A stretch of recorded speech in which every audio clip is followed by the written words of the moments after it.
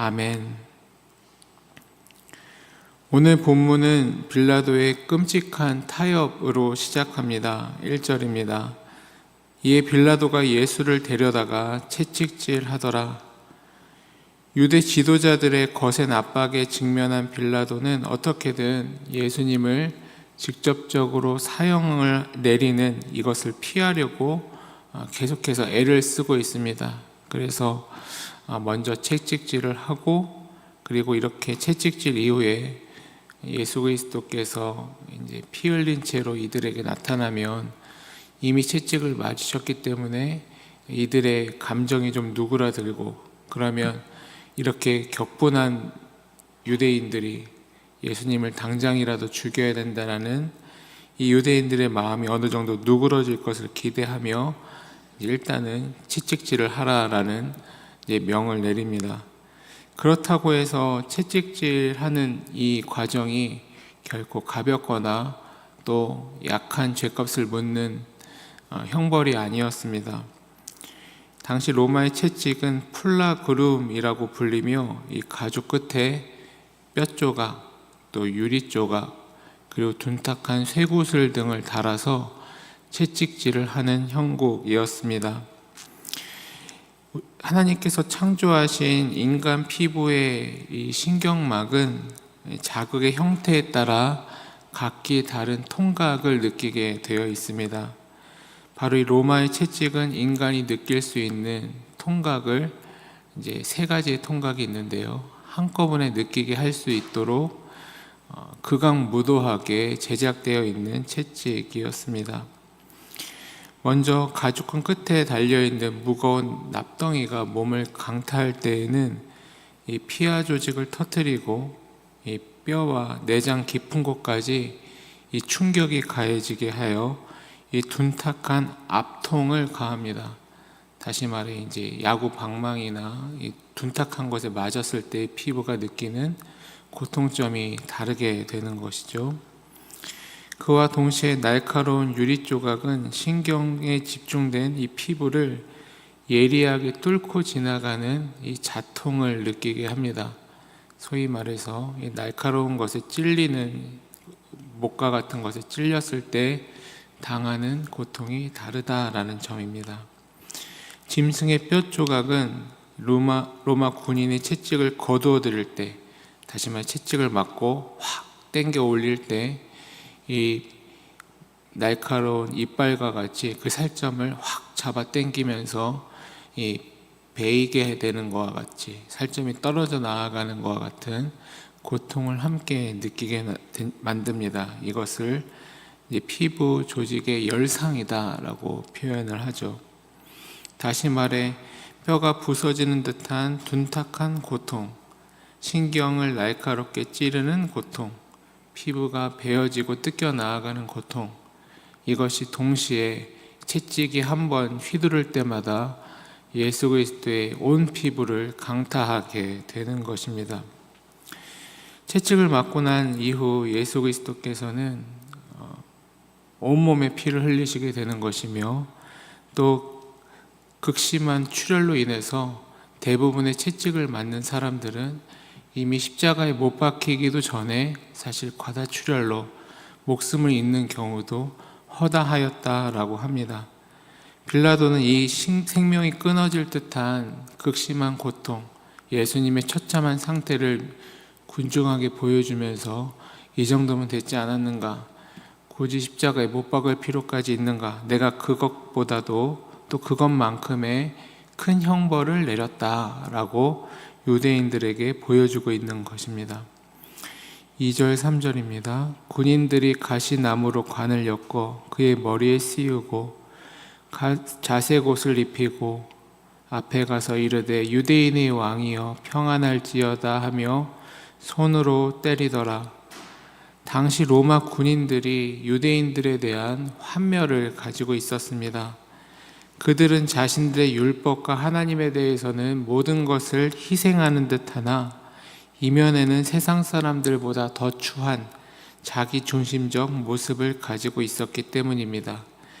이 골치 아픈 식민지, 끝없는 반란을 일으키는 이 유대 민족들을 향한 멸시, 이들에 대한 분노가 로마 군인들은 예수님께 쏟아지게 만드는 모양을 만듭니다. 그들의 스트레스와 그들의 고통, 이 정복당하는 자들도 엄청난 정신적 스트레스를 받지만 동일한 인간을 정복하는 입장에 놓인 로마 군인들도 엄청난 정신적 스트레스를 받게 된다는 점입니다. 그러한 점에서 무력한 유대인 왕에게 그들의 폭력과 분노를 쏟아붓고 있는 것입니다. 그러한 분노의 일환으로, 또 이러한 조롱의 일환으로 예수님께 가시관으로 된 왕관을 만들어 씌우게 만듭니다. 구약성경 창세기 3장에 이르면 인간의 타락으로 말미암아 하나님께서 인간에게 주신 저주가, 이 땅에 주신 저주가 이 가시덤불입니다.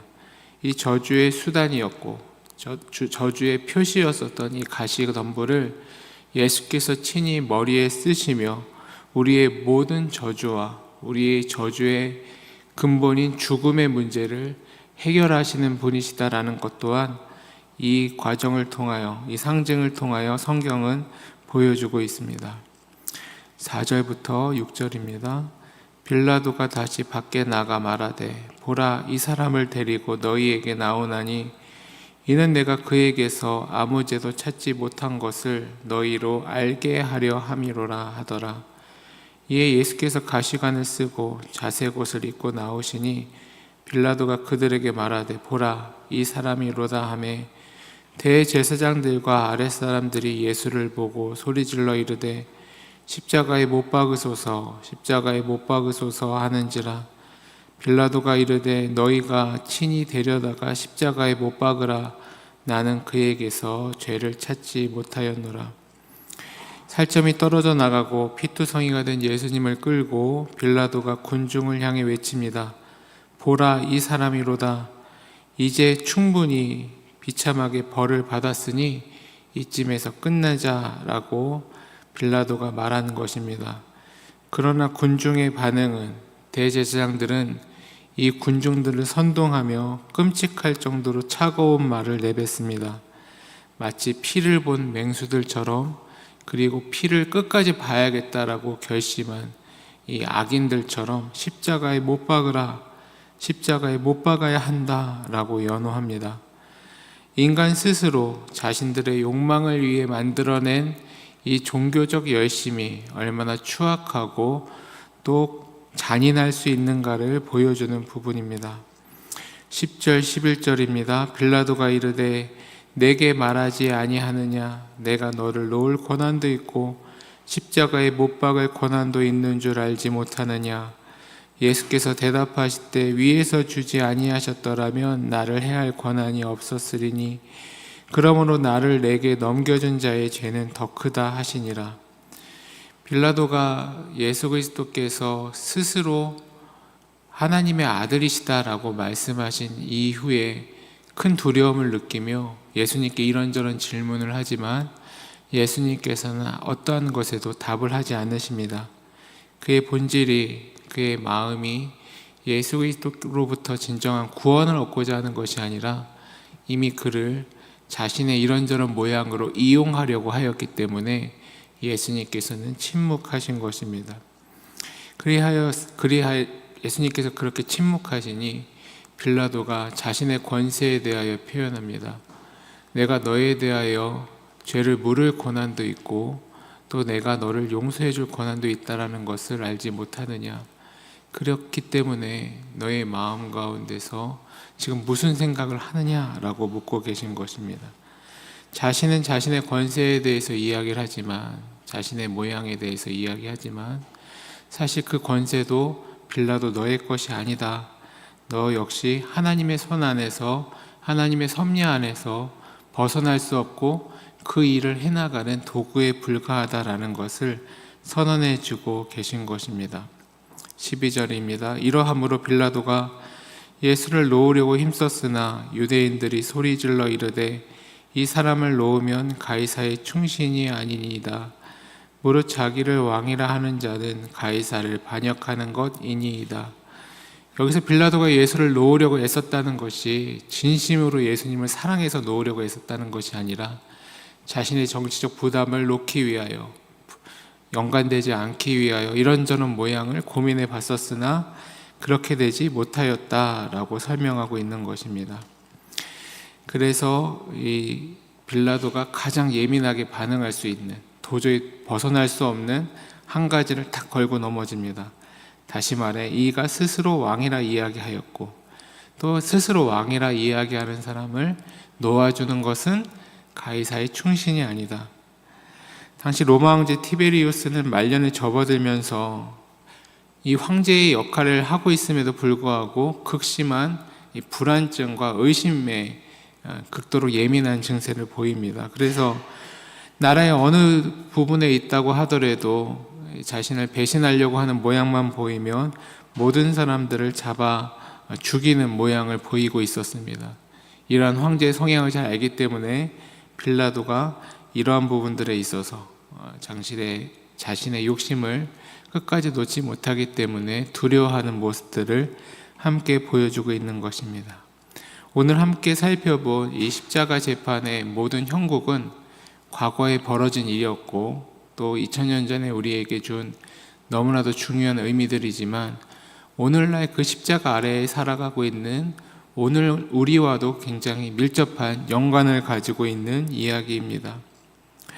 과거 사람들이 십자가 주님을 따르기보다 자신의 방식, 자신의 힘, 자신의 욕심, 자신의 기득권, 자신의 안정을 끝까지 끈질기게 추구했었던 것처럼, 그리하여 예수님을 부인했었던 것처럼, 오늘 우리에게도 동일한 문제들, 질문들, 시험들은 매일과 같이 펼쳐진다라는 것입니다. 나의 삶의 문제를 즉각적으로 해결해 줄 것 같은 저 눈에 보이는 힘, 가이사를 따를 것인가?